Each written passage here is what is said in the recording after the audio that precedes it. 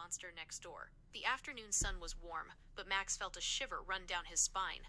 Max sat on his favorite windowsill, his brown tiger stripes pressed against the glass. He reached up with a paw to brush the pink scar on top of his head, his badge of courage. Usually this spot made him feel brave, but today, even his badge couldn't stop his tail from twitching with worry. Boom, boom, boom.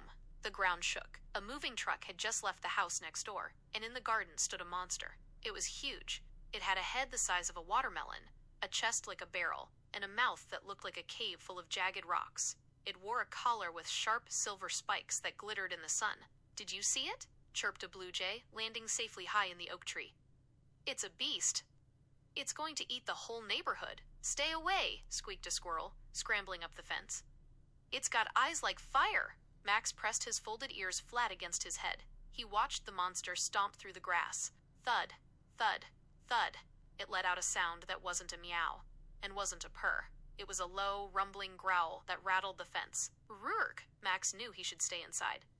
That was the safe thing to do. But then, Max saw something the others didn't. The monster wasn't looking at the birds. It wasn't chasing the squirrels. It was sitting by the back door of the empty house, staring at the handle, and letting out a long, sad sigh. Max touched his scar again. He remembered when he first came to his forever home. He had been hurt, messy, and looked a little scary. People had walked past his cage because he wasn't perfect. They judged him before they knew him. Is that what we are doing to the monster? Max wondered. He had to know. Max squeezed through his cat flap. Pop! He was outside. The air smelled like fresh grass and something unfamiliar. Something musky and big. Max lowered his belly to the ground. He went into stealth mode.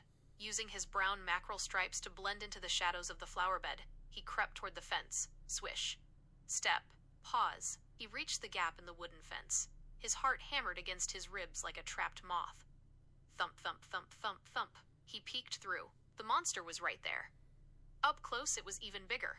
Its muscles rippled under short, gray fur. It was pacing back and forth, dragging a heavy metal chain. Suddenly, snap, Max stepped on a dry twig.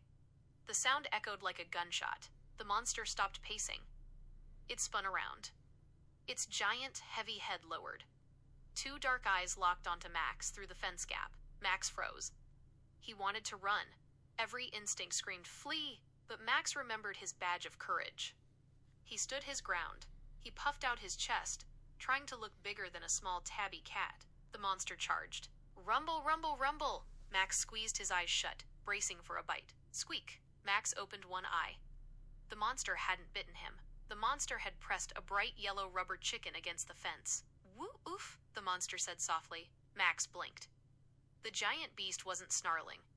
It was wiggling. Its stubby little tail was vibrating so fast, it looked like a blur. The monster dropped the toy and whined, pushing its wet nose through the gap in the wood. It didn't want to fight. It wanted a friend. Max let out a breath he didn't know he was holding. He stepped closer, careful but curious. He sniffed the wet nose. The monster sniffed back, letting out a giant, sloppy sneeze. Chew!